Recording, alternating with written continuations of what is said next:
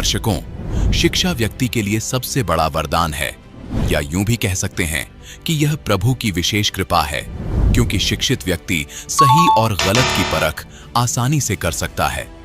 आज हम आपको ऐसे ही एक शिक्षित व्यक्ति की दास्तान से रूबरू करवाने जा रहे हैं। ये हैं उज्जैन मध्य प्रदेश के शिक्षक नाहर सिंह जी, जिन्होंने अपने जीवन का काफी लंबा समय राधा स्वामी पंथ में बिताया है, पर समय रहते शिक्षा का सही लाभ उठाते हुए इन्होंने सही आध्यात्मिक गुरु की परख उनके शास्त्र प्रमाणित ज्ञान से की और संत रामपाल जी महाराज को अपना गुरु बनाया। आज नाहर सिंह जी का कहना है, विश्व में तत्वदर्शी संत रामपाल जी महाराज ही सच्चे सतगुरु हैं। आखिर इतना बड़ा दावा नाहर सिंह जी किस आधार पर कर रहे हैं? आइए सुनते हैं पूरी कहानी नाहर सिंह जी की जुबानी। नमस्कार सर। हाँ नमस्कार जी। सर क्या नाम है आपका? सर मेरा नाहर सिंह, राजपूत समाज से हूँ मैं। सर कहाँ से आए हैं आप? सर मैं ग्राम बागनी, तहसील मैदपुर, जिला उज्जैन, मध्य प्रदेश का रहने वाला हूँ। सर क्या काम करते हैं आप? मैं सर पेशे से अध्यापक हूँ, गवर्नमेंट की सर्विस करता हूँ, मध्य प्रदेश गवर्नमेंट की। सर संत रामपाल जी महाराज जी से आपने नाम दीक्षा कब ली? सर मैंने संत रामपाल जी महाराज से अप्रैल 2014 में बरवाला आश्रम में नाम दीक्षा ली थी। सर आपने बताया कि आप पेशे से एक अध्यापक हैं, आप पढ़े लिखे हैं सर, लेकिन सर कुछ लोगों का ये मानना है कि जो श्रद्धालु संत रामपाल जी महाराज से जुड़ते हैं वो अंधभक्ति के तहत जुड़ते हैं। ये बात कहाँ तक सही है सर? सर ये बात वैसे ही है जैसे कि एक बच्चों के बारे में हम बात करते हैं, ऐसे ही लोगों ने हमारे बारे में गलत धारणा बना रखी है। क्योंकि संत रामपाल जी महाराज से जो जुड़ने वाले जितने भी लोग हैं सब बहुत अच्छी आत्मा है और समझदार लोग जुड़े हुए हैं। यानी जो अंधभक्ति वाली बात तो इसमें है ही नहीं, क्योंकि हमारे जो सदगुरु जी रामपाल जी महाराज है उन्होंने सारा ज्ञान प्रूव करके बताया है। हमारे हिंदू धर्म के समस्त धर्म शास्त्रों में और अन्य जितने भी दुनिया के जो धर्म है सभी में उनके जो पवित्र ग्रंथों में प्रूव करके बताया। तो अंधविश्वास की कोई बात नहीं होती सर। सर संत रामपाल जी महाराज जी से दीक्षा लेने से पहले आप क्या भक्ति साधना करते थे? सर मैं सर्वप्रथम संत रामपाल जी महाराज से जुड़ने से पहले हिंदू समाज में जितने भी देवी देवता हैं, माता जी है, इन सब की भक्ति करता था। और उसके बाद मैं धीरे धीरे, मेरे पिताजी चूँकि राधा स्वामी से जुड़े हुए थे, तो राधा स्वामी, हमारे पिता पढ़े लिखे थे, गांव में थे और पुस्तकें सारी हमारे घर में होती थी, तो मैं राधा स्वामी की सारी पुस्तकें पढ़ा करता था। तो धीरे धीरे मुझे ये बात पता चली कि ये जो ब्रह्मा, विष्णु, महेश और राम और कृष्ण है, इनसे ऊपर कोई निराकार शक्ति बताते हैं राधा स्वामी में। तो जिज्ञासा बढ़ी कि यार इनसे बड़े कोई भगवान है तो अपन उसकी भक्ति करते हैं। तो फिर मैं राधा स्वामी की नाम दीक्षा के लिए जो है बार बार लाइन में लगता रहा और फाउल करते रहे। उसके बाद सन 1999 में डेरा व्यास से जो है मुझे प्रथम बार गुरविंदर सिंह जी महाराज से दीक्षा प्राप्त करी मैंने। सन 1999 से नाम दीक्षा लेने के बाद में सन 2013 के एंड और अप्रैल 2014 के पहले तक में राधा स्वामी से जुड़ा रहा और उनकी भक्ति करता रहा।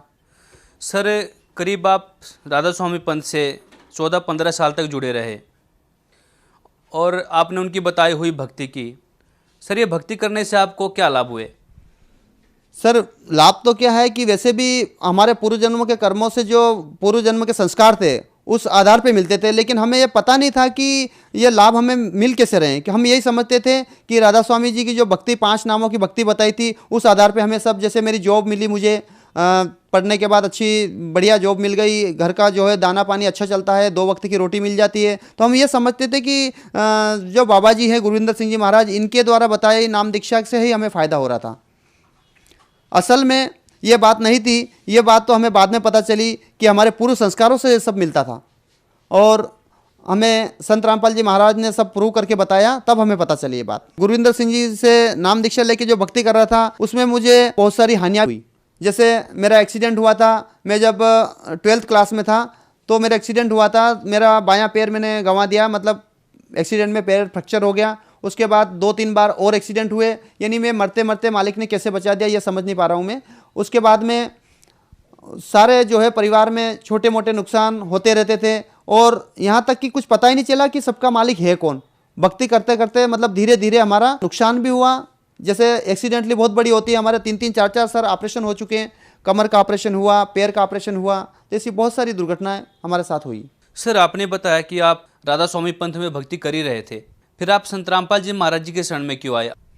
जी, ये एक ऐसी बात है कि हमें जहाँ जिस स्टाफ में मैं सर्विस करता था वहाँ पर एक सर पहले से ऑलरेडी संत रामपाल जी महाराज से जुड़े हुए थे। उन्होंने मुझे ज्ञान गंगा का एड्रेस दिया, हमने SMS द्वारा ज्ञान गंगा मंगाई और संत रामपाल जी महाराज का सत्संग उसी समय से हमने देखना 2013 से शुरू कर दिया। लेकिन हमें क्या है कि हमारे रोम रोम में राधा स्वामी समाया हुआ था और हमने एकदम देखते ही सत्संग को बिल्कुल रिजेक्ट कर दिया कि संत रामपाल जी महाराज तो सिर्फ धर्म ग्रंथों की और दूसरे गुरुओं की निंदा करते हैं। तो हमने सोचा कि ये कैसे गुरु हो सकते हैं भाई, ये तो निंदा करते हैं, जबकि हमारे इधर बताया था कि कोई संत किसी की निंदा नहीं करते हैं, तो ये संत कैसे हो सकते हैं। लेकिन धीरे धीरे हम जब लगातार सत्संग सुनते रहे, कसक बराबर परमात्मा की बनी हुई थी, तो हमें पता चला कि ये जो बता रहे हैं यही सत्य है। फिर हमारे पिताजी को मैंने ज्ञान गंगा पुस्तक दी, उन्होंने पढ़ा, तो वो कम से कम 6 महीने तक बिल्कुल सुन्न हो गए कि मैं जमाने को क्या जवाब दूंगा, क्योंकि बचपन से मैं राधा स्वामी में लगा हुआ, मतलब 50 साल तक भक्ति करी उन्होंने भी, और अब जाके मैं इधर आऊँगा तो लोग क्या कहेंगे। जमाना के डर के कारण वो 6 महीने तक तो बिल्कुल दीक्षा लेने नहीं आए, लेकिन बाद में जब देखा कि ये मोक्ष यदि पाना है तो आना ही पड़ेगा, फिर उन्होंने सारे प्रमाण देखे और उसके बाद तुरंत वो भी हमारे साथ जो है बरवाला आए, नाम दीक्षा ली। संत रामपाल जी की शरण में हमारा 15-16 सदस्यों का परिवार है, माता पिता भाई और पूरा हमारे वाइफ बच्चे सब जो है संत रामपाल जी महाराज की शरण में आ गए हैं। सर जब आप राधा स्वामी पंथ में थे, आपको वहाँ क्या मंत्र दिए गए थे? सर राधा स्वामी पंथ में वो 5 नाम की महिमा बताते और वही 5 नाम दिए थे जो उनकी परंपरा में चले आ रहे थे। उसमें उसका लिंक ऐसा है कि ज्योत निरंजन, ओमकार, ररंकार, सोहंग, सतनाम, ये 5 नाम दिए गए थे। लेकिन हमें यह नहीं पता था कि ये 5 नाम मुक्ति के हैं, क्योंकि उन्होंने मुक्ति के बताए थे। लेकिन जब प्रमाण हमारे संत रामपाल जी महाराज गुरुदेव जी ने बताए तो पता चला कि ये 5 नाम काल के हैं। तुलसी साहिब की घट रामायण भाग 1 में गुरुजी ने क्लियर बता दिया कि भाई ये 5 नाम तो काल के हैं। तब हमें पता चला और हमारे दिमाग में एकदम ऐसी बात आई कि बोले ये छोड़ना चाहिए जल्दी जल्दी। तो उसी समय में संत रामपाल जी महाराज का प्रवचन सुनते सुनते हमें पूरा ज्ञान हो गया कि यही पंथ सच्चा है और यही एक ऐसे सच्चे सद्गुरु है जो बिल्कुल मोक्ष तक ले जा सकते हैं। सर आपको राधा स्वामी पंथ के ज्ञान में और संत रामपाल जी के पंथ के ज्ञान में आपको क्या भिन्नता नजर आई?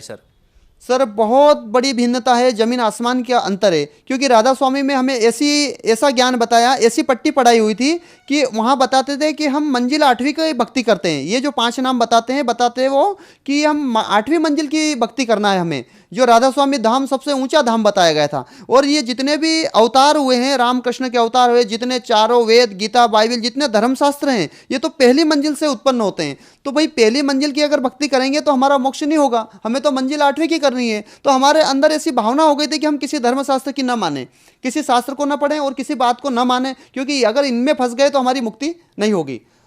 तो सर जी हम जो है संत रामपाल जी महाराज का जो सत्संग हमने सुना, उसके बाद हमें पता चला कि हमें कितना बड़ा मूर्ख बनाया जा रहा था। क्योंकि उन लोगों ने एक ऐसी सिस्टम बनाया था कि कोई भी हिंदू धर्म के लोग उस सत्य को न जान पाए जिसमें उनकी मुक्ति होना है। तो हमारे चारों वेदों को रिजेक्ट कर दिया, पवित्र भगवत गीता को रिजेक्ट कर दिया, 18 पुराणों को रिजेक्ट कर दिया उनने, और यहाँ तक कि एक अंध भक्ति ऐसी बताई। और जितने भी लोग जुड़े हैं बेचारे ऐसे फंस गए हैं कि उनका कहीं भी अंत निकलना बहुत मुश्किल है। हम हमारे भाइयों को खूब कोशिश करते हैं उनको निकालने की, लेकिन वो मानने को तैयार नहीं होते हैं, क्योंकि ये 8वीं मंजिल का ज्ञान उनको बता रखा है और धर्मशास्त्र उन्होंने रिजेक्ट करे हुए हैं। लेकिन हमारा प्रयास लगातार रहता है कि उन लोगों को कैसे सत्य पर लाएं और सच्चाई उनको बताएं, ये हम लगातार कोशिश करते रहते हैं। सर आप 14-15 साल से राधा स्वामी पंथ में जुड़े हुए थे, लेकिन अभी भी जो श्रद्धालु हैं वहाँ पर जुड़े हुए हैं, और कहीं ना कहीं उनका ये भी मानना है कि हमारे गुरु जी के पास बहुत सारी संगत आती है, जिससे उनका ये भी समझना होता है कि हमारे गुरु जी पूर्ण संत हैं। आप उन्हें क्या कहना चाहेंगे? संत रामपाल जी का जो ज्ञान है यह सभी वेद और शास्त्रों से प्रमाणित ज्ञान है। क्योंकि हम जिस पंथ में पहले जुड़े हुए थे राधा स्वामी पंथ में, उसमें तो शास्त्रों से हमें दूर रखा गया था, हमें भटकाया गया था कि उस सच्चाई को हम ग्रहण न कर लें। क्योंकि ये सारे पंथ अब पता चला कि ये काल के चलाए हुए पंथ थे और हम उसमें बुरी तरह से उलझ चुके थे। एक प्रकार का मकड़ जाल उनने बुन रखा था। अब परमात्मा की दया हुई और सभी धर्मशास्त्रों को संत रामपाल जी महाराज का जो भक्ति मार्ग के द्वारा हमने देखा और वेदों को देखा, पढ़ा, और शास्त्रों को पढ़ा, गीता को पढ़ा और चारों वेदों को देखा। इस परमात्मा ने बताया कि सच्चा सदगुरु कौन सा है, क्योंकि हमारे देश तो बिल्कुल धर्मशास्त्रों पर विश्वास करता है और बिल्कुल संतों पर विश्वास करता है और यहाँ की पब्लिक सभी संतों पर विश्वास करती है। तो हमें यह पहचानना है कि भाई सच्चा संत कौन सा है इसमें, क्योंकि यहाँ तो संतों की कोई कमी नहीं, लाखों की संख्या में करीब संत यहाँ पर नकली बने हुए हैं जो हमारे जो भगत आत्माओं को भ्रमित किए हुए हैं और उनको जो है नर्क में झोंक रहे हैं। कबीर साहब की एक वाणी है कि सदगुरु के लक्षण कहूँ मधुरे बेन विनोद, 4 वेद 60 शास्त्र कह 18 बोध। यानी सच्चा सदगुरु वो होगा जो सभी धर्मशास्त्रों का ज्ञान रखता हो और सभी के साथ समानता का व्यवहार करता हो, चाहे उनके भक्त हो चाहे दूसरे हो, सबके साथ प्रेम का व्यवहार करता हो और सभी धर्मशास्त्रों के अनुसार भक्ति बताए, वही सच्चा सदगुरु है। तो विश्व में ऐसा कोई गुरु अभी तक हमें नहीं मिला, नहीं देखा हमने। कहीं पर टीवी पे भी बहुत सारे सत्संग आते हैं, सारे जितने भी संत हैं सब एक तरफा कार्रवाई करते हैं, उनका निजी सारा प्रोपेगेंडा चलाते हैं कि ऐसा मालिक ऐसा है, मालिक वैसा है, हालांकि कहीं तक हमारे धर्मशास्त्रों से उनका कोई मैच नहीं होता है। लेकिन संत रामपाल जी महाराज द्वारा जो बताया हुआ सारा ज्ञान जो है धर्मशास्त्रों से पूरा मैच करता है। सर, जो श्रद्धालु आपको देख रहे हैं, आप उन्हें क्या संदेश देना चाहेंगे? सर जी, हम संदेश तो क्या देंगे, हम तो हाथ जोड़ के निवेदन करेंगे कि भाई आप पढ़े लिखे हो, आज का युग सभी लोग साक्षर हैं, कोई भी अनपढ़ नहीं है, पूरे विश्व के लोग सब पढ़े लिखे हैं, सभी भाषाओं का ज्ञान रखते हैं, हिंदी जानते हो, इंग्लिश जानते हो और भी देश की विभिन्न भाषाओं को आप जानते हो।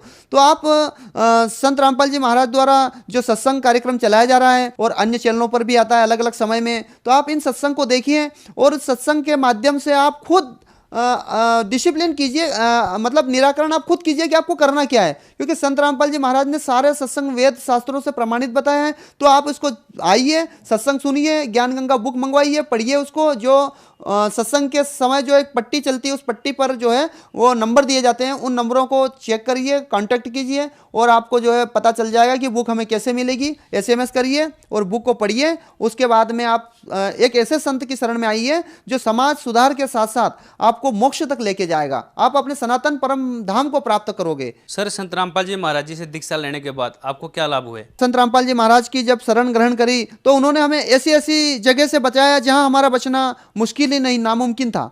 एक बार मैं दास के पास एक ट्रैक्टर था, ट्रैक्टर चला रहा था और मुर्मीकरण का काम चल रहा था रोड का। तो ऐसे हमारी भरी ट्रॉली स्पीड से आ रही थी, मैं खुद चला रहा था, ड्राइव कर रहा था, तो पूरा जो इंजन था ट्रैक्टर पूरा लटक गया और ट्रॉली रह गई रोड के ऊपर और कम से कम 10 फीट अंदर गहरी खाई में ट्रैक्टर पूरा लटक गया। और मैं कैसे आया ये मुझे नहीं पता चला।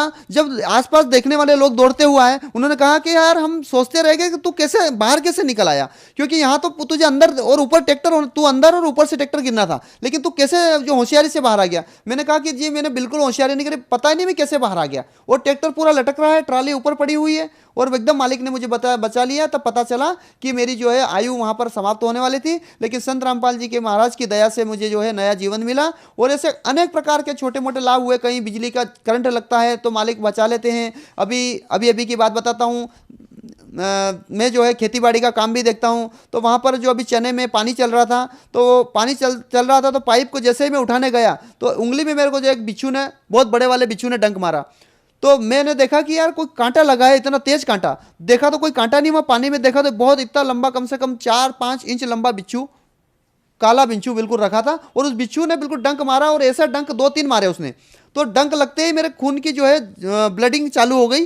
तो मैंने संत रामपाल जी के महाराज द्वारा दिया हुआ जो सतनाम था उसका सुमरण करा और धीरे धीरे वो जो है जो समस्या हो रही थी जहर की, धीरे धीरे पूरी खत्म हो गई। और यहाँ तक कि मैंने किसी को फ़ोन करके भी घर पे नहीं बताया कि मुझे बिच्छू ने काट लिया, क्योंकि बताऊंगा तो वो घबराएंगे, तो किसी को बताया नहीं। और पूरी तरह से मैंने पानी तोड़ा, 1-1.5 घंटे तक खेत में रहा गीले में। उसके बाद में आराम से घर आया। घर आने के बाद परमात्मा की बिल्कुल सुबह तक पता भी नहीं चला कि मेरे को बिच्छू काटा था।